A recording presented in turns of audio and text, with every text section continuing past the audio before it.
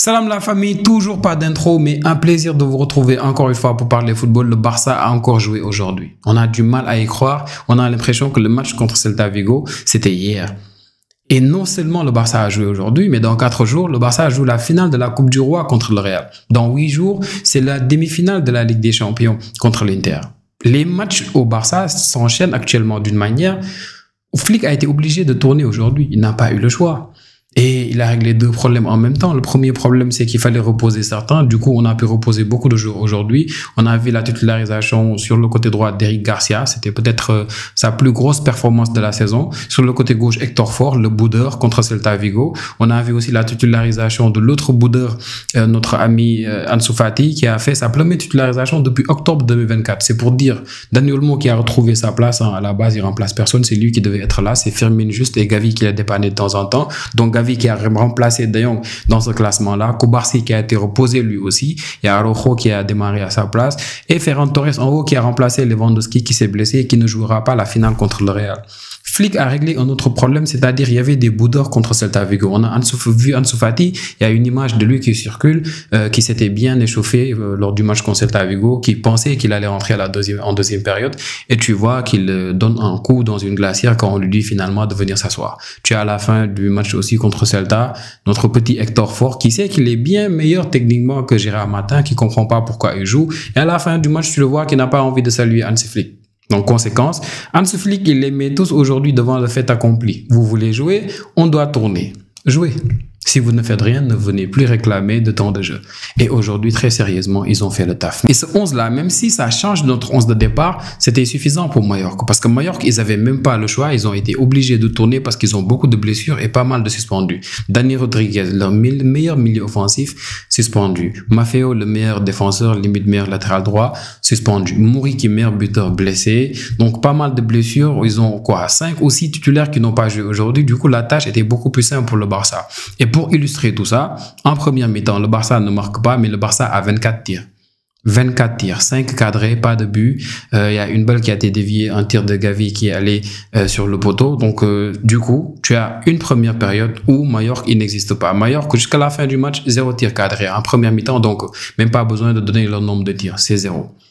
Donc, c'était beaucoup plus simple pour le Barça aujourd'hui. Mais on a pêché dans pas mal de trucs. Ansu Fati a été exceptionnel. Exceptionnel. Il a fait le taf. Tout ce qui lui manquait, c'est un but. À plusieurs reprises, tu vois qu'on le sert, mais soit il utilise son pied gauche, il dose pas bien, soit à un moment donné, il ne bénéficie pas de la vista de certains jours ou bien de la générosité de certains jours. Aujourd'hui, je pense qu'on a manqué de générosité offensivement de la part de Lamine Yamal, de la part de Ferran Torres, mais surtout qu'on a beaucoup raté. Araujo, il rate une occasion en première mi-temps. Je sais même pas comment il fait pour rater ça. Tu as des ratés d'Araujo, tu as des ratés d'Ansu Fati, tu as des balles où Ferran Torres, il a la possibilité de glisser rapidement pour Ansu Fati, mais il préfère frapper. Et tu as aussi Lamine Yamal à des moments où tu sais qu'il doit juste essayer la petite passe en retrait, mais il fait tout pour mettre son but. Et Lamine Yamal, moi, ça me fait un peu mal le fait de Yamal. Yamal, pour moi, c'est l'un des meilleurs milieux créateurs pour moi. Pour moi, Lamine Yamal, c'est un milieu créateur de base. Tôt ou tard, il va rentrer à l'intérieur. Tôt ou tard. Et pour moi, il a la possibilité de faire peut-être 3 ou 4 passes décisives par match s'il voulait. Mais dernièrement, Lamine Yamal, il veut coûte que coûte mettre des buts. Et je sais même pas pourquoi.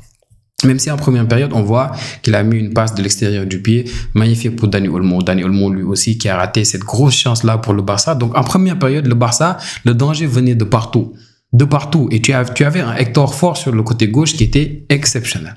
Exceptionnel. Je n'ai pas parlé de la défense puisque offensivement, ils n'ont pas existé, Mallorca. Et en deuxième mi-temps, heureusement, on revient des vestiaires facilement. Vite fait, tu as Dani Olmo qui est servi par Eric Garcia. Eric Garcia, cette passe-là, magnifique, hein? Ceux qui jouent à la play, vous savez, hein, les passes appuyées là, pour Dani Olmo, contrôle du pied gauche, tu vois, un petit pas d'hésitation, et hop, Dani Olmo, je vous l'ai dit, dans la surface du pied droit, du pied gauche, Dani Olmo, ça y va. Et c'est ça, sa grosse différence avec Firmin. Si c'était Firmin, ça allait être beaucoup plus compliqué. Et merci à Eric Garcia, ça se voit qu'il était milieu offensif quand il était plus jeune au Barça. Et merci surtout à Dani Olmo. Dani Olmo, c'est pas pour rien que les gens disent que d'ici la fin de la saison, c'est lui qui peut nous sauver. Là, il reste 9 matchs d'ici la fin de la saison. C'est Dani Olmo qui peut sauver le Barça. Malgré les blessures de Baldé, qui va peut-être revenir beaucoup plus vite, malgré les blessures de Lewandowski, malgré tout ce qui se passe au Barça, si Dani Olmo, il garde ses chevilles intactes jusqu'à la fin de la saison, pour moi, le Barça peut y arriver. On l'a vu aujourd'hui. Mais les amis, aujourd'hui, Hansi Flick a tourné, il s'est passé beaucoup de choses, mais il y a une seule chose qui n'a pas changé au Barça, c'est ce qui a fait que cette victoire a été possible. C'est la titularisation de Pedri. Pedri, c'est le seul joueur, tu peux tourner, tu peux faire tout ce que tu veux, tant que tu le gardes sur le terrain, le Barça a ses chances. Et aujourd'hui, il nous a encore montré son importance. C'est l'homme du match. L'homme du match, malgré la passe d'Eric Garcia, malgré le but de Dani Olmo, malgré le gros match d'Eric Garcia, aujourd'hui, Pedri, encore une fois, c'est l'homme du match. Il a tout dicté. Le tempo, il a dicté le vent, il a dicté le ballon, il a tout dicté. De derrière, Pedri, quand il a la balle, tout est facile pour lui. Et on a vu cette grosse occasion de Lamine Yamal à deuxième mi-temps. Lamine Yamal, et il ne sait même pas toute la peine que Pedri a pris pour lui mettre cette balle. C'était une passe incroyable. Et Lamine Yamal qui est là, qui essaie de mettre son pied gauche tu vois, autour du ballon pour essayer de tromper un peu le gardien. D'ailleurs, le gardien de Mallorca aujourd'hui, la première période, il était exceptionnel. En deuxième période, il n'était pas mal non plus. Mais c'est grâce à lui que Mallorca ne prend pas 3-4 buts. Et grâce à nous aussi. Parce que tu as Yamal qui te rate ça, tu ne sais même pas comment il fait. Yamal, il avait la possibilité de dribbler le gardien, de mettre le but. Il avait la possibilité d'aller en première intention. Mais non, il fait ce petit pas pour tromper le gardien et le gardien ne bouge pas. Et du coup, il s'est fait avoir. On a beaucoup raté aujourd'hui. Et Pedri, c'est pour des actions comme ça qu'actuellement, il n'est pas à 20 passes décisives. Pedri, c'est l'un des joueurs qui crée le plus d'occasions de but au monde actuellement en Europe. Et aujourd'hui, il aurait pu avoir peut-être 2-3 passes décisives. Là, il y a Ansu Fati en première mi-temps qu'il sert. Ansu Fati de son pied gauche rate le cadre. Donc, encore une fois, aujourd'hui, c'est un Barça qui n'a pas pu se mettre à l'abri beaucoup trop tôt parce qu'on connaît le Barça en première mi-temps déjà, on l'a vu, même en début de deuxième mi-temps un peu. On a vu que nous, même si l'adversaire n'a pas d'occasion de but, à un pas près, par exemple, on a vu le but qui a été annulé parce que Hector Fort s'était bien aligné. Tu as un ou deux pas près, tu n'avais pas hors-jeu et du coup, tu as un but contre le cours du jeu. C'est pour ça qu'on doit tout faire pour tout le temps nous mettre à l'abri. Aujourd'hui, heureusement que Mallorca a eu des blessures. Heureusement que Mallorca a eu des jours qu'on a suspendus. Et on a vu en première période, moi j'ai remarqué que la balle est beaucoup plus passée sur le côté gauche vers la 34e minute de jeu. Il y a une stat qui a montré que on est passé 8 fois à gauche et 5 fois à droite. Alors qu'à droite, c'est notre meilleur côté d'habitude. Donc on a beaucoup spammé sur le côté où il n'y avait pas Maffeo parce qu'on savait que c'était la faiblesse. C'est un joueur qui ne jouait pas beaucoup. Donc on a beaucoup spammé. Ça a marché. Ansu Fati a fait le match qu'il fallait. Et ça se voit avec le match d'aujourd'hui. Ansu Fati, il est vraiment en forme. Il est non seulement en forme, mais ses jambes sont en feu. Il a tout fait et j'ai adoré son rôle aujourd'hui à la place de Rafinha. Mais je n'ai pas parlé de Rafinha, désolé, lui aussi il a été reposé. Ansu Fati aujourd'hui, il a joué à merveille ce rôle de Rafinha. Ce qui est dommage, c'est juste qu'il n'a pas encore l'activité physique, le gros volume de jeu de Rafinha. Mais sur le côté gauche, en tant que faux ailier, il a été parfait. Et ça, c'est grâce à Hector Fort, parce que si c'était Gérard Martin, ça allait être beaucoup plus compliqué pour Ansu Fati. Donc, à chaque fois que Hector Fort dédoublait, il était là, il proposait des solutions, il prenait la balle, il jouait avec Pedri, il revenait derrière, surtout offensivement, il n'hésitait pas, il allait vers les duels dans la surface, il frappait quand c'était possible, essayait de faire la passe quand c'était nécessaire. Et toute l'équipe, tu voyais tout le temps, à chaque fois qu'il se ratait, tu voyais toute l'équipe autour de lui. Donc, ça montre que les gens savent qu'il est en forme, les gens savent qu'il peut le faire. Et pour moi, d'ici la fin de la saison en Liga, surtout là où on a besoin de tourner, il aura la chance de vraiment se montrer. Aujourd'hui, il fait un match correct, incroyable, mais de tous les joueurs qui ont été titulaires aujourd'hui et qui nous ont permis de remplacer certains titulaires, c'est Eric Garcia qui fait le meilleur match. Et Garcia aujourd'hui, il nous a montré que Koundé, il n'a pas besoin d'enchaîner autant de matchs. Merci à Eric Garcia. Aujourd'hui, il a fait un match imparable.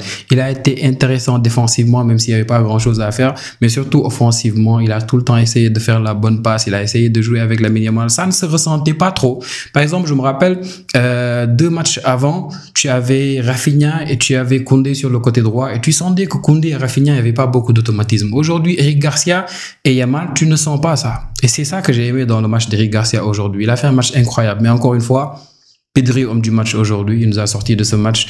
On a été serein, on a été tranquille au milieu. En première mi-temps, j'en ai beaucoup voulu à Araujo parce qu'Araujo, des fois, il s'emporte. Il prend pas le temps de juste cadrer le défenseur et de le laisser faire, le laisser perdre la balle. Il fait des petites fautes qui servent à rien par moment. Et puis, il rate cette grosse occasion de but en première période. Tu as Eric Garcia en fin de match qui fait un peu peur parce qu'il essaie de ceinturer le défenseur. Tu vois un peu. Et on sait jamais. Des fois, les arbitres, ils sont bizarres. Ils peuvent donner des pénaltys à tout moment. Donc, tu as eu un match aujourd'hui très correct du Barça. J'ai adoré ce match du Barça et c'était important d'avoir cette victoire-là, de garder l'avance qu'on a sur le Real parce que le Real joue demain contre Getafe à l'extérieur. Et c'est pas évident. Et comme je vous l'avais dit tantôt, le Barça aura un jour de repos de plus que le Real avant la finale en Coupe du Roi. Donc ça, c'est vraiment un gros avantage pour le Barça. Et il va falloir jouer sur ça. On a pu reposer pas mal de joueurs. Rafinha est venu en deuxième mi-temps. On a vu Hector Ford est sorti. Gérard Martin est venu après. Koundé, Frenkie de Jong, il est venu. Koundé, il a été carrément reposé aujourd'hui. Vraiment, je suis en kiff de ça. Pau Victor, il est sorti. Ferran Torres, finalement, Ferran Torres, aujourd'hui, son match... je vous l'ai dit, aujourd'hui, on a vu un autre visage de Ferran Torres. On a vu un Ferran Torres qui n'a pas été trop collectif. Et c'est vraiment dommage. Il aurait pu être beaucoup plus collectif, mais c'est la conséquence d'avoir deux joueurs offensivement que tu mets en tant que titulaire et tous les deux ont besoin de marquer des points. Tu avais Ansu Fati, Ferran Torres qui avait besoin de marquer des points. Ansu Fati, il est resté dans son jeu. Il a été d'être collectif le maximum de fois possible. Et tu as un Ferran qui, à chaque fois, il ne voit que le but. Ferran, il fait que frapper. Il fait que frapper. Ça nous a valu des buts récemment, même en dehors de la surface. Mais il y a des matchs où il faut être beaucoup plus collectif, au fait. Et malheureusement, aujourd'hui, c'était ce genre de match-là. Ferran n'a pas pu l'être. Donc, il fait partie des peut-être pires joueurs sur le terrain. Mais heureusement, l'essentiel, c'était les 3 points. On les a eus. Et dites-moi, vous, ce que vous avez pensé de ce match. Qui a été votre homme du match aujourd'hui? Dites-le moi en commentaire, les amis. Merci d'aimer la vidéo. Merci de continuer à vous abonner, les amis, de partager et de me dire ce que vous avez pensé de ce match. On se retrouve demain pour le match du Real, les amis. Prenez bien soin de vous et ciao, ciao.